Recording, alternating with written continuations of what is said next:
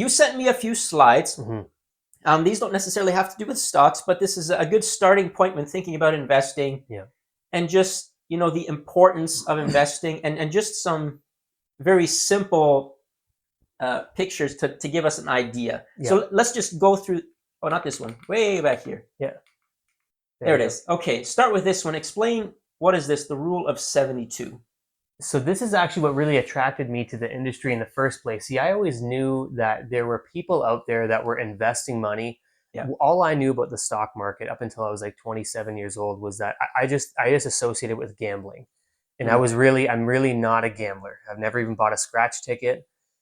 Throw So some money out there and hopefully you get something, but maybe you lose it all. yeah, Yeah. yeah, because I grew up in kind of financial hardship, Yeah. so I just really wasn't interested in doing any gambling. And so the only thing of investing I knew was real estate. Mm. And so I had some rental properties, and all I understood was if my mortgage was this and I could rent it for this, then there you go. Mm. But someone shared with me, well, you ever heard of compound interest? I said, I've heard of compound interest. Mm-hmm. And really, there's two kinds. There's simple interest and compound. So let's say if I want to start a business, Henry, and I say, Henry, I need to borrow 100,000 bucks, and you can go ahead and charge me 10%. I'll pay you in a year. Mm. Well, simple numbers, we know that in a year I owe you 110. Yeah. But compound interest is where your interest will earn you interest over and over again. Mm-hmm. And there's a man that we've all heard of by the name of Albert Einstein. He wasn't just a German scientist in the war, he was also a money fanatic. Okay. He I never heard actually, about that before. what's that? I never heard about that Yeah, he before. Okay. loved investing, loved borrowing, lending, and all the interest rates and all that stuff. Okay. And if you've ever seen those financial charts where the line kind of swoops up, Yeah. he calculated how the heck does that work? Well, how is it all of a sudden swooping up like that? And it's called the rule of 72. It's the easiest math formula, but it's probably the most important rule when it comes to money and investing. Mm. And what it shows you is all you got to do, if you have your money invested somewhere, and for those of you online, if you have some money invested somewhere and you get your statement, it shows an average rate of return you might be getting.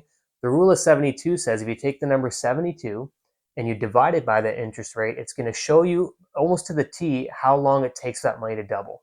Okay. So if me, you, and a friend of ours, let's say we each win a prize of 10,000 bucks, I go to my bank, I bank with BMO, and they say, hey, Tony, you should park your money in our high interest savings account.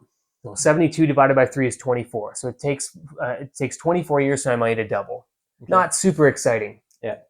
If you go and you get double the rate of return, it's actually 4 times the money. Your money's doubling every 12 years. But if someone averages 12%, their money's doubling every 6 years. So when I saw 10,000 turn into 2.5 million, yeah, I was shocked because I always kind of assumed that I could never become financially independent because I'm a high school dropout. Yeah.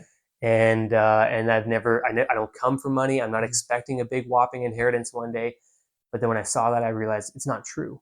Mm. But the one thing I did notice too is it's pretty boring. See, even that $80,000 at 18 years is pretty boring. That's not all the money in the world. The temptation to go and take a trip or do a kitchen renovation was there. But if you let it do its thing, it's extremely powerful. Yeah, that 80,000, that's pretty boring. That 2 million at the bottom there is not so boring, is it? No, it's a little more exciting. Yeah. Gets you thinking. So that's what we show people is that, it's not about how much money you have. It's about how early are you starting. And obviously the rate of return you can average on your interest is important too. And so this one here then, for example, let's go with the 12% because that's the really interesting one. Yeah, we all like that. I mean, that's obviously harder to get, right? The 12%, but people get it, right? Sure. But so thinking about that, so this is just like you're not adding any more money though, right? So that's just the 10,000 is there at the beginning and you put nothing else in Just there. leave it alone. So,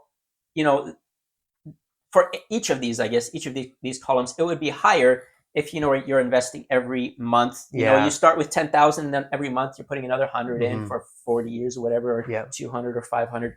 Then obviously those get bigger. But this is just starting with 10, and then depending on how many years you wait, these are the results. Yes, that's exactly right. Now, interest rates fluctuate and stuff like that, but we're talking averages.